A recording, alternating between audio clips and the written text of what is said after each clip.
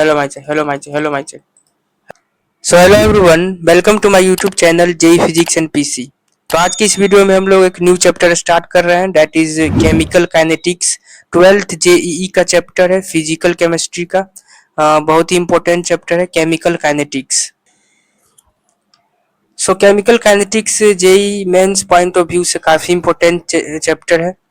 सो इसमें हम लोग क्या क्या टॉपिक्स आगे कवर करेंगे उसको एक बार देख लेते हैं। सो फर्स्ट इसमें आता है आपका रेट ऑफ रिएक्शन के बारे में, then after rate law, order of reaction, molecularity of reaction, rate constant जिसको के से रिप्रेजेंट करते हैं, and then after pseudo first order reaction, integrated rate equations हो गया आपका जैसे कि zero order reaction, first order reaction, nth order reaction, ये सब जो है आगे हम लोग कवर करेंगे ना। उसमें और टॉपिक्स है 11 नंबर देखो overall numerical in terms of pressure, 12th number factors affecting the rate of reaction catalyst के बारे में। Now 13 number collision theory cover करेंगे, देन अर्हेनियस इक्वेशन भी कवर करेंगे, एंड लास्ट में हम लोग फर्स्ट ऑर्डर पैरेलल सब्सिक्वेंशियल और रिवर्सिबल रिएक्शन इसको भी हम लोग आगे कवर। सो ये सब इस चैप्टर का मेन टॉपिक्स हो गया जिसमें कि जेईई मेंस में डायरेक्ट सवाल इस पर आता है जिसको कि आगे हम कवर। तो आइए स्टार्ट करते हैं। बेसिकली फर्स्ट टॉपिक है आपका रेट ऑफ रिएक्शन से। सो रेट ऑफ रिएक्शन क्या होता है पहले इसको समझते हैं। What is rate of reaction? Basically rate of reaction को हम लोग आर से रिप्रेजेंट करते हैं। आर होता है R is equals to rate of reaction is equals to change in concentration of reactant और प्रोडक्ट अपॉन टाइम टेकन। मतलब ओवरऑल आपका रेट ऑफ रिएक्शन हो जाएगा ratio of change in concentration upon time taken. इसको short form में इस तरह लिखते हैं R is equals to C final minus C initial upon T final minus T initial. Basically यहाँ पर C final minus C initial आपका हो गया concentration at final point minus initial point upon total final time minus initial time. So ये overall आपका are हो जाएगा rate of reaction. सी आपका कॉन्सेंट्रेशन है। नाउ सेकेंड पॉइंट देखते हैं इसमें rate. Now second number point देखते हैं ओवरऑल रेट का ओवरऑल यूनिट। सो इस पर भी जेईई मेंस में क्वेश्चन आया हुआ है। रेट का यूनिट है बोल सकते हो मोल into litre inverse into second inverse और इसको एम सेकेंड इनवर्स भी बोलते हैं। नाउ थर्ड नंबर देखते हैं overall for gaseous reaction. So overall for gaseous reaction की बात करें तो PV is equals to NRT पता है। सो यहाँ पर लिख सकते हैं P is equals to N upon V into R T. So यहाँ पर ओवरऑल जो है एन अपॉन वी को ही हम C लिखते हैं। मतलब यहाँ से ओवरऑल आपको याद रखना है कि C होता है कॉन्सेंट्रेशन जो कि होता है mole upon volume that is concentration. Concentration होता है ratio of mole up to the volume और इसको एन अपॉन वी लिखते हैं। सो यही आपका C है।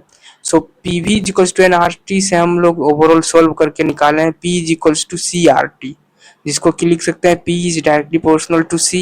मतलब ओवरऑल जो है आपका पी जो है दैट इज प्रेशर वो आपका कॉन्सेंट्रेशन के डायरेक्टली प्रोपोर्शनल है। तो इस पर भी जेईई मेंस में क्वेश्चन बन सकता है pressure is directly proportional to concentration. So ये आपको याद रखना है। और गैसियस रिएक्शन के लिए रेट का यूनिट आपको याद रखना है एटीएम पर सेकेंड इनवर्स। इस पर भी क्वेश्चन आया हुआ है ना। आगे बात करते हैं फिफ्थ नंबर ना। अगला टॉपिक हम लोग देखते हैं रेट ऑफ रिएक्शन में ही है आपका रेट ऑफ डिसअपियरेंस और रेट ऑफ अपीयरेंस के बारे में। सो इस पर डायरेक्ट जेईई मेंस 2024 में भी क्वेश्चन आया है 2019 में भी क्वेश्चन आया है। सो फर्स्ट देखते हैं रेट ऑफ डिसअपियरेंस क्या होता है। सो देखो ओवरऑल मान लो एक रिएक्शन दिया हुआ है जो कि ऊपर देखो N2O5 का रिएक्शन हुआ overall gives 2NO2 plus half O2 और इसमें एक ट्रिक है कि रिएक्शन बैलेंस होना चाहिए। मतलब कि रेट ऑफ डिसअपियरेंस और रेट ऑफ अपीयरेंस फाइंड करने का जब भी क्वेश्चन हो तो इसमें reaction must be balanced. So example से समझते हैं N2O5 gives 2NO2 plus half O2।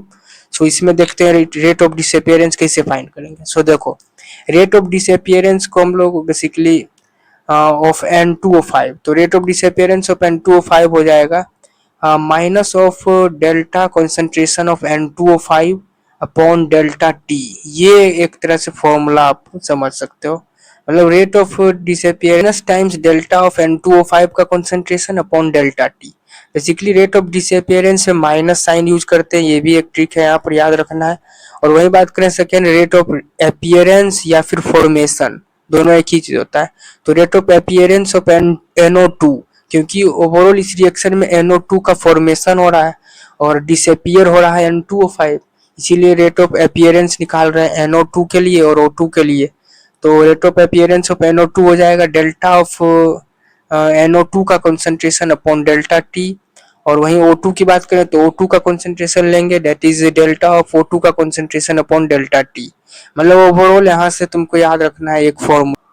सो ओवरऑल यहाँ पर एग्जांपल से हम लोग समझे हैं रेट ऑफ अपीयरेंस और डिसअपियरेंस फाइंड करने के लिए बहुत ही आसान है, एक बार और रिवीजन करवा देते हैं। सो देखो ओवरऑल एक तुमको फॉर्मूला देगा क्वेश्चन में, पहले उसको इक्वेशन को बैलेंस करना है, रिएक्शन बैलेंस करना है, then after rate of disappearance पूछे तो माइनस साइन का यूज होगा और रिएक्टेंट साइड जो है उसको लिखेंगे कॉन्सेंट्रेशन के टर्म्स में। डिसअपियरेंस क्योंकि डिसअपियर कौन हो रहा है, रिएक्टेंट हो रहा है, डिसअपियर प्रोडक्ट तो फॉर्म हो रहा है, फॉर्मेशन हो रहा है प्रोडक्ट का, इसीलिए rate of disappearance of N2O5 हो जाएगा माइनस साइन के साथ concentration of N2O5 upon delta T. और वहीं अपीयरेंस या फिर फॉर्मेशन की बात करें तो इसमें NO2 और O2 का हो रहा है, सो यहाँ पर लिखेंगे बस change in concentration of NO2 upon delta T. और वहीं O2 का हो जाएगा delta O2 of concentration upon delta T. मतलब ऊपर जो एक फॉर्मूला ना, आगे हम लोग देखते हैं basically rate of reaction find कैसे करेंगे। सो देखो सबसे पहले तुमको याद रखना है नोट कि रेट ऑफ अपीयरेंस और disappearance are different as that of rate of reaction. Question में बहुत जगह स्टूडेंट गलत करता है। बेसिकली तुमको याद रखना है कि रेट ऑफ अपीयरेंस डिसअपियरेंस जो है वो रेट ऑफ रिएक्शन से काफी अलग है। सो देखो रेट ऑफ रिएक्शन कैसे निकालेंगे उसके बारे में। सो रेट ऑफ रिएक्शन हो जाएगा overall minus of delta of N2O5 का कॉन्सेंट्रेशन अपॉन डेल्टा टी, इसको इक्वेट कर सकते हैं, that is equals to half times delta of NO2 का कॉन्सेंट्रेशन अपॉन डेल्टा टी। मतलब कि रेट ऑफ रिएक्शन में बस करना क्या होता है कि जो भी मतलब रिएक्शन में एज ए कोइफिशिएंट जो आगे वाला टर्म है कोइफिशिएंट उसको बस उससे मल्टीप्लाई कर देते हैं। सो यहाँ पर NO2 के लिए 2 है आगे में, सो इसको रेसिप्रोकल करके मल्टीप्लाई करते हैं। ये तुमको याद रखना है ट्रिक कि उसको रेसिप्रोकल करके मल्टीप्लाई करते हैं। तो यहाँ पर 2NO2 था रिएक्शन में, सो यहाँ पर half into delta of NO2 का कंसंट्रेशन अपॉन डेल्टा 2 हो जाएगा। और वहीं दैट इज इक्वल्स टू लिख सकते हैं O2 के लिए डेल्टा ऑफ O2 का कंसंट्रेशन अपॉन डेल्टा टी। अब यहाँ पर इसको भी रिवर्स करके मल्टीप्लाई करेंगे तो देखो हाफ O2 है तो यहाँ पर हाफ का रिवर्स 2 हो जाएगा, तो इसको ओवरऑल इसे भी लिख सकते हैं 2 into delta of O2 upon delta T. So overall बहुत ही आसान है, बस लग रहा है भारी जैसा, कुछ भी नहीं है। बस रेट ऑफ डिसअपियरेंस अपीयरेंस उस टाइप से निकालेंगे, जिसका पूछे बस उसी का कंसंट्रेशन अपॉन डेल्टा टी कर दो। डिसअपियरेंस में बस माइनस साइन लगा दो और उसमें साइन पॉजिटिव ही रखना है। और वही रेट ऑफ रिएक्शन में बस इक्वेट हो जाता है और जो कोएफिशिएंट है उसको रेसिप्रोकल करके मल्टीप्लाई करते हैं, ये इंपॉर्टेंट है यहाँ पर। सो आई होप आप समझ चुके होंगे, बेसिकली दोनों अलग टर्म है।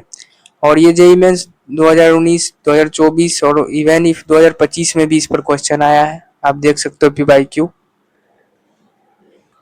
ना हम लोग आगे देखते हैं, बेसिकली अगला टॉपिक है रेट लॉ के बारे में। रेट लॉ और रेट इक्वेशन क्या होता है। सो देखो overall rate law is an expression which gives the relation between concentration of reactant and rate of reaction। Basically rate law और रेट इक्वेशन जो होता है वो आपका एक एक्सप्रेशन होता है जो कि एक रिलेशन बताता है concentration of reactant and rate of reaction के बारे में। बेसिकली इसको एग्जांपल से समझते हैं। सो देखो ये मान लो एक इक्वेशन दिया हुआ है, that is A times capital A plus B times capital B gives product. So ये आपका एक रिएक्शन है। सो इसमें रेट क्या होगा। सो देखो रेट हम लिखते हैं basically rate is equals to over, पहले तो ये समझो कि रेट ऑफ रिएक्शन जो होगा directly proportional to concentration of reaction होता है। ये काफी इंपॉर्टेंट टर्म है। बेसिकली रेट इक्वेशन का मतलब ये रिलेशन बिटवीन रिएक्टेंट का concentration and the rate of reaction. So यहाँ पर rate of reaction is directly proportional to concentration of reactant हो जाएगा। और वही बात करें बेसिकली,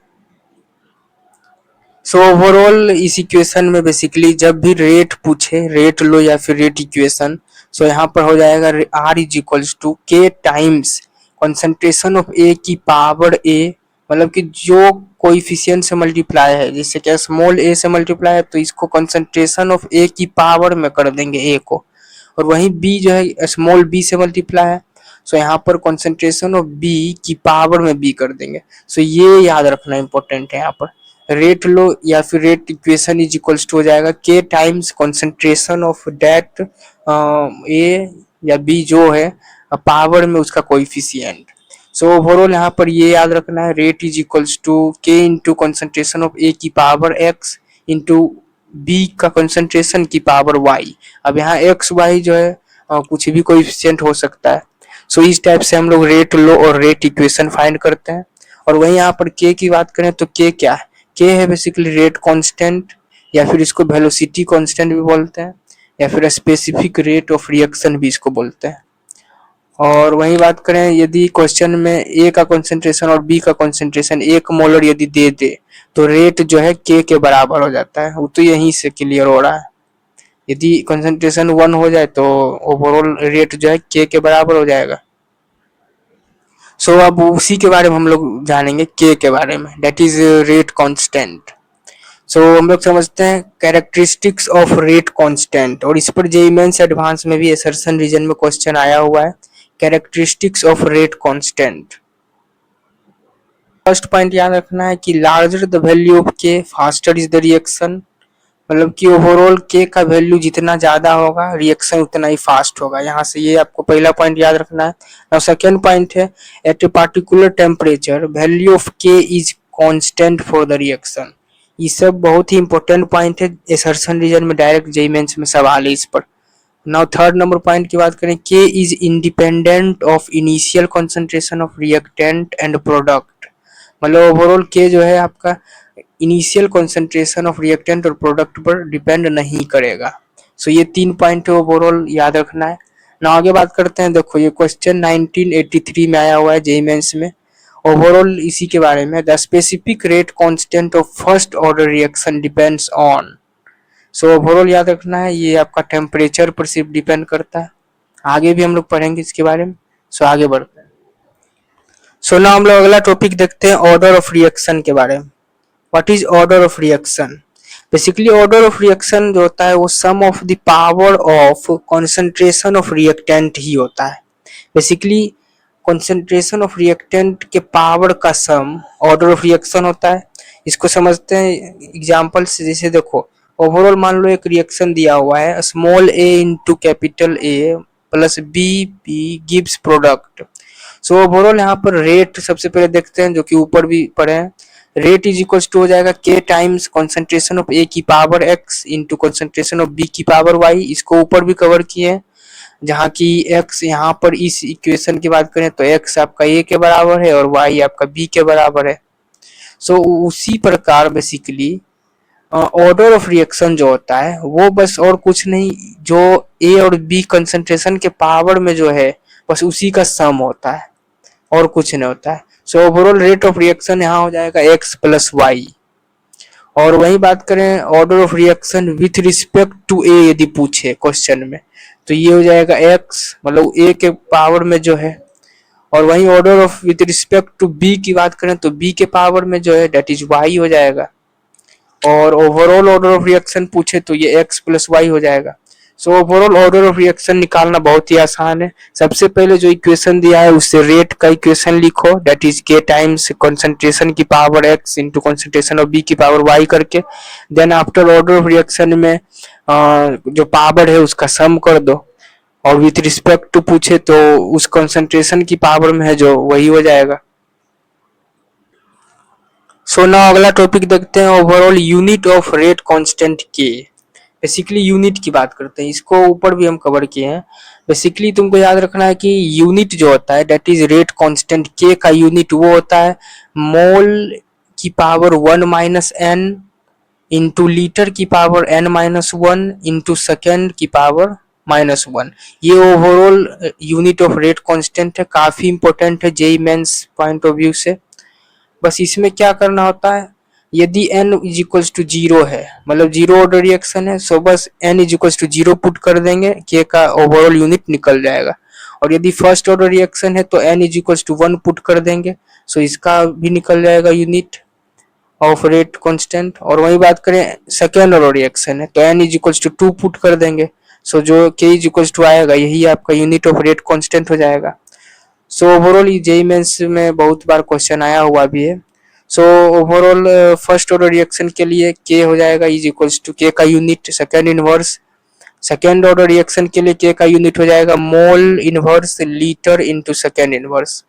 और वहीं जीरो ऑर्डर रिएक्शन के लिए mole into litre inverse into second inverse. So ये ओवरऑल हम फाइंड करते हैं यूनिट ऑफ रेट कांस्टेंट। सो इसको इंडिविजुअल रटने का काम नहीं, बस तुमको ये जो बॉक्स में लिखा हुआ है बस ये याद रखो, और जैसे जैसे पूछे n का वैल्यू बस पुट कर दो। सो ओवरऑल तुमको याद रखना है k is equals to mole into one, मतलब कि मोल। सो ओवरऑल तुमको बस याद रखना है unit of rate constant k is equals to mole की power 1 minus N into litre की power n minus one into second inverse. ये ओवरऑल हो जाएगा यूनिट ऑफ रेट कांस्टेंट। ना वहीं आगे बात करते हैं ऑर्डर और मॉलिक्यूलरिटी में डिफरेंस देखते हैं। इस पर भी जेईई मेंस में असर्शन रीजन में क्वेश्चन आया हुआ है। सो ऑर्डर और मॉलिक्यूलरिटी में क्या डिफरेंस है, सो देखो। सो ओवरऑल ऑर्डर की बात करें तो order of reaction can be negative, zero और पॉजिटिव और इवन इफ फ्रैक्शन। मतलब कि ऑर्डर ऑफ रिएक्शन आपका कुछ भी हो सकता है, जीरो भी हो सकता है, निगेटिव भी हो सकता है, पॉजिटिव भी हो सकता है। नाउ सेकेंड पॉइंट बात करें, order can be derived experimentally.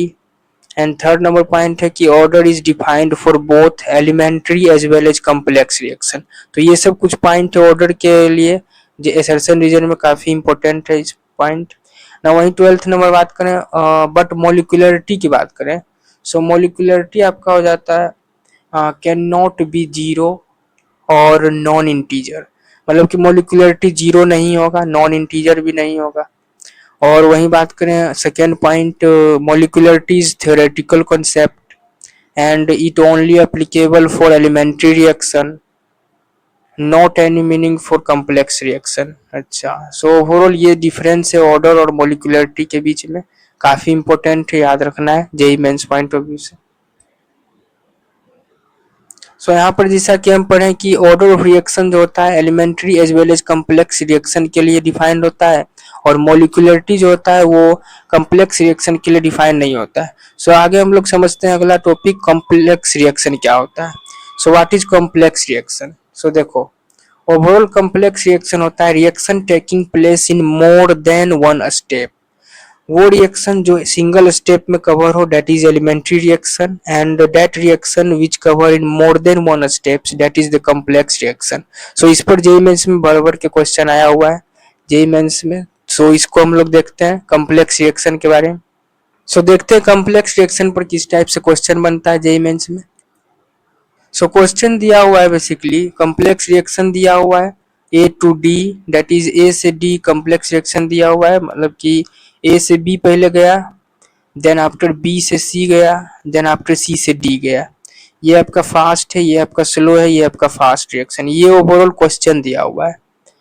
Now overall तुमको याद रखना है सबसे पहला स्टेप कि rate law is given according to the slowest step, that is rate determining step होता है। ये एक बहुत ही इंपॉर्टेंट पॉइंट है, मतलब कि जब भी रेट तुमको निकालना हो तो रेट हमेशा स्लोएस्ट स्टेप के हिसाब से निकलेगा। सो देखो क्वेश्चन से समझते हैं ओवरऑल। तो क्वेश्चन कह रहा है basically the reaction 2O3 gives 3O2 proceeds as follows. So overall fast और स्लो इस टाइप से रिएक्शन कवर हो रहा है इसका। और find out the rate law for the reaction, rate law overall निकालना है इस क्वेश्चन में। सो आइए सॉल्यूशन देखते हैं इसका। तो इस टाइप का कॉम्प्लेक्स क्वेश्चन में जो है सबसे पहले कुछ स्टेप्स है इसको फाइंड करने के लिए, पहले ये देखते हैं। देखो सबसे पहला है आपका write the rate of reaction according to slowest step. सबसे पहले रेट ऑफ रिएक्शन निकालना है स्लोएस्ट स्टेप के हिसाब से। सो यहाँ पर स्लोएस्ट स्टेप कौन सा है, तो सेकेंड वाला है जो कि रेट डिटरमाइनिंग स्टेप है, that is overall O3 plus O gives 2O2। तो रेट ऑफ रिएक्शन यहाँ पर निकालेंगे, that is directly proportional to concentration होता है, दैट इज O3 का कॉन्सेंट्रेशन इंटू O का कॉन्सेंट्रेशन। सो यहाँ से हम ओवरऑल ये लिखे हैं। सो ओवरऑल यहाँ पर rate of reaction is equals to हो गया के टाइम्स, मतलब डायरेक्टली प्रोपोर्शनलिटी को हटाएं तो के कांस्टेंट आया, that is K times O3 का कॉन्सेंट्रेशन इंटू O का कॉन्सेंट्रेशन। ये फर्स्ट पॉइंट मान लेते हैं, ये हो गया सबसे पहला पॉइंट। ना आगे बात करते हैं, सेकेंड पॉइंट कर रहा है eliminate those concentration which are not given in final reaction. मतलब कि उस पॉइंट को इलिमिनेट करना है जो कि फाइनल रिएक्शन में ना हो।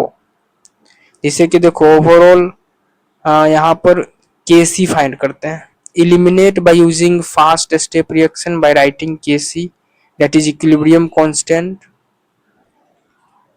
सो ओवरऑल इस टाइप के क्वेश्चन में सबसे पहले रेट ऑफ रिएक्शन लिखेंगे स्लोएस्ट स्टेप के हिसाब से। नाउ सेकेंड पॉइंट में तुमको याद रखना है Kc फाइंड करो, Kc हो जाएगा जो बचा रिएक्शन दैट इज फास्ट वाला बचा, तो उसके हिसाब से हम लिखेंगे Kc that is equilibrium constant that is equals to हो जाएगा प्रोडक्ट ऑफ प्रोडक्ट का कंसंट्रेशन अपॉन रिएक्टेंट का कंसंट्रेशन दैट इज O2 का कंसंट्रेशन इनटू O का कंसंट्रेशन अपॉन O3। तो ये तो लिखने के लिए इक्विलिब्रियम चैप्टर में भी हम लोग पढ़े हैं, तो Kc हो जाएगा, ये हो जाएगा। नाउ अब जो है यहाँ पर उस टर्म को निकालो जो कि फाइनल रिएक्शन में ना हो। सो ओवरऑल देखो तो उसको निकालेंगे जो कि फाइनल रिएक्शन में ना हो। तो देखो फाइनल रिएक्शन जो क्वेश्चन में दिया है that is 2O3 gives 3O2 है, जिसमें कि O कहीं है, O नहीं है, O तो O को हम लोग यहाँ से एलिमिनेट करेंगे।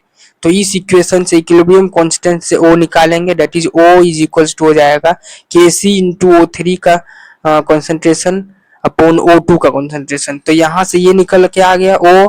अब क्या करेंगे फाइनल जो ये जो है रेट ऑफ रिएक्शन जो है रेट ऑफ रिएक्शन में O के जगह इसको पुट करेंगे तो O हमारा इलिमिनेट हो जाएगा और यहाँ से R इज इक्वल्स टू निकल के आ जाएगा इतना ओवरऑल, और इसको ओवरऑल सोल्व करेंगे तो निकल के आ जाएगा R is equals to K into O3 की पावर 2 इंटू O2 की पावर -1। सो ओवरऑल ये हो गया आपका फाइनल रेट लॉ या फिर रेट इक्वेशन। ओवरऑल ये फाइनल हो गया।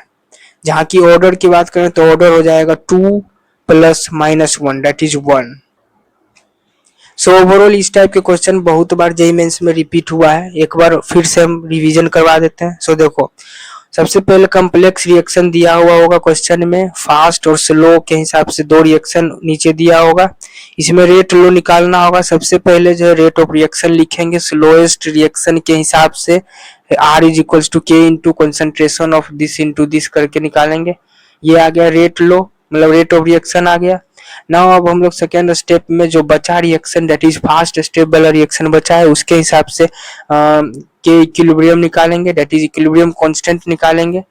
तो ये हो जाएगा that is equals to product of concentration of product upon concentration of reactant. So यहाँ से आ गया Kc, तो R आ गया Kc आ गया। अब फाइनल इक्वेशन में देखेंगे क्या चीज नहीं है जो कि यहाँ पर Kc के इक्वेशन में है। तो Kc के इक्वेशन में O था तो O को हम निकालें, रेट ऑफ रिएक्शन में O है तो O को इलिमिनेट किए तो एक रेट ऑफ मतलब रेट लो आपका निकल के आया। सो जो निकल के आएगा वही आपका फाइनल आंसर हो जाएगा। ना आगे देखते हैं हम लोग अगला कॉन्सेप्ट है मॉलिक्यूलरिटी और ऑर्डर के बारे में एक बार और देख लेते हैं बेसिकली कैसे फाइंड करते हैं। सो देखो for elementary reaction molecularity is equal to the sum of stoichiometric coefficient but and molecularity can not be zero negative integer, ये सब नहीं होता है मॉलिक्यूलरिटी। ना वही बात करते हैं, देखो एग्जांपल से समझते हैं 2HI gives H2 plus I2 एक इक्वेशन दिया हुआ है। सो इसमें मॉलिक्यूलरिटी क्या होगा, मॉलिक्यूलरिटी 2 होगा और ऑर्डर भी 2 होगा। ओवरऑल स्टोइकियोमेट्रिक कोएफिशिएंट का सम कर रहे हैं ऑफ द रिएक्टेंट। सो यहाँ पर 2 है रिएक्टेंट साइड में, सो यहाँ 2 हो जाएगा, मोलिकुलरिटी भी ऑर्डर भी। और वहीं बात करें यहाँ पर overall 2A plus B gives it A2B, ये एलिमेंट्री रिएक्शन दिया हुआ है। तो एलिमेंट्री रिएक्शन में ओवरऑल ऑर्डर और मोलिकुलरिटी इक्वल होता है, सो मोलिकुलरिटी यहाँ हो जाएगा 2 + 1। यहाँ देखो ना भाई ऊपर लिखा हुआ sum of the stoichiometric coefficient of reactant molecules that is the elementary reaction के लिए मोलिकुलरिटी। सो मोलिकुलरिटी यहाँ 2 + 1 3 हो जाएगा, ऑर्डर भी आपका 3 ही होगा।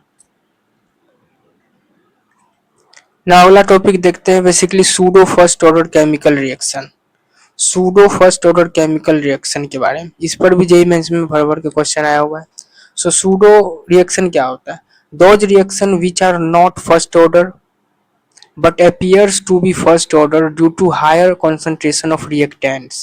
मतलब कि वैसा रिएक्शन जो कि फर्स्ट ऑर्डर रिएक्शन नहीं होता है, बस अपीयर होता है कि ये फर्स्ट ऑर्डर है due to higher concentration of reactants, that is the pseudo first order chemical reactions. Now इसमें कुछ एग्जांपल है जिसमें कि डायरेक्ट जेईई मेंस में क्वेश्चन है असर्शन रीजन में। सो सूडो ऑर्डर रिएक्शन में आपका फर्स्ट है acidic hydrolysis of ester, second है एसिडिक हाइड्रोलाइसिस ऑफ सुक्रोज या फिर इसको बोल सकते हैं inversion of cane sugar. Now third है आपका हाइड्रोलाइसिस ऑफ अल्काइल हैलाइड। तो ये सब कुछ एग्जांपल है pseudo first order chemical reaction का। सो अभी तक बेसिकली हम लोग रेट ऑफ रिएक्शन के बारे में समझ लिए हैं, रेट लॉ के बारे में समझ लिए हैं, order of reaction, molecularity of reaction के बारे में भी देख लिए हैं, रेट कांस्टेंट भी कवर है, सूडो फर्स्ट ऑर्डर रिएक्शन के बारे में भी कवर किए हैं। नाउ अब आगे है आपका integrated rate equations. Integrated rate equation काफी इंपॉर्टेंट चैप्टर है, मतलब नेक्स्ट टॉपिक है इंटीग्रेटेड रेट इक्वेशंस, जो कि JEE mains point of view से काफी इंपॉर्टेंट है। इसमें ये सब टर्म आता है basically zero order reaction, first order reaction, nth order reaction and all over जो भी आगे कॉन्सेप्ट है। सो अगला टॉपिक है आपका इंटीग्रेटेड रेट इक्वेशन में zero order reaction. Zero order reaction पे बहुत सारा क्वेश्चन है जेईई मेंस में। सो देखो जीरो ऑर्डर रिएक्शन बेसिकली क्या होता है? Reaction whose rate does not depends on the concentration of the reactant are called zero order reaction. मतलब कि वैसा रिएक्शन जिसमें कि आपका कंसंट्रेशन ऑफ रिएक्टेंट जो है, रेट जो है वो डिपेंड ना करे कंसंट्रेशन पर, that is zero order reaction. जैसे कि एक इक्वेशन दिया हुआ है रिएक्शन A2B, जहाँ की रेट जो है directly proportional to concentration of A की पावर 0 है। इसका मतलब है कि कंसंट्रेशन पर डिपेंड नहीं कर रहा है। So overall rate does not depends on concentration. तो यहाँ सो overall for the zero order reaction rate is does not depends on concentration, मतलब यहाँ पर कंसंट्रेशन ऑफ ए की पावर 0 है। इसका मतलब overall rate is equals to K है, मतलब के के बराबर है। So overall for the zero order reaction rate is equals to rate constant होता है, पहला पॉइंट ये याद रखना है ना। वहीं आगे बात करते हैं, अगला पॉइंट है basically AT is equals to A not minus KT। ये भी काफी इंपॉर्टेंट फॉर्मूला है जीरो ऑर्डर रिएक्शन के लिए। यहाँ AT हो जाएगा कंसंट्रेशन एट टाइम t और वहीं A नॉट हो जाएगा initial concentration. So overall AT is equals to A not minus K into t. ये काफी इंपॉर्टेंट रिएक्शन ना। वही यहाँ बात करें बेसिकली इस फॉर्मूला में, तो A नॉट का कंसंट्रेशन माइनस AT का concentration that is equals to K into T यहाँ से लिख सकते हैं। सो ये जो आपका initial concentration minus final concentration है, इसका डिफरेंस जो होता है उसको हम x से डिनोट करते हैं, जो कि बोल सकते हो मोल्स डिसोसिएटेड, जो डिसोसिएट हुआ that is equals to K into T के बराबर होता है। सो यही यहाँ पर लिखे हैं x is equals to KT, जहाँ x आपका मोल्स डिसोसिएटेड है, that is equals to moles of product obtained. मतलब कि x जो है यहाँ पर ओवरऑल जो डिसोसिएट हुआ है मोल्स, वही आपका प्रोडक्ट ऑब्टेन्ड होगा ना। आगे बात करते हैं जीरो ऑर्डर रिएक्शन में 17 नंबर कॉन्सेप्ट है half life period that is T half. इस पर भी क्वेश्चन बहुत सारा है जेईई मेंस में। जीरो ऑर्डर रिएक्शन के लिए टी हाफ जो होता है that is time taken for 50% completion of chemical reaction, मतलब कि कोई भी reaction. So overall half life period जो होता है दैट इज टी हाफ से रिप्रेजेंट करते हैं। दैट इज ये होता है आपका time taken for 50% completion of a reaction, मतलब कि कोई भी रिएक्शन को 50% कंप्लीट होने में जो टाइम लगा that is half life period होता है। So for the zero order reaction तुमको याद रखना है एक formula, t half is equals to होता है A naught upon 2k। A naught हो गया concentration at initial and upon 2k, k हो गया आपका कांस्टेंट।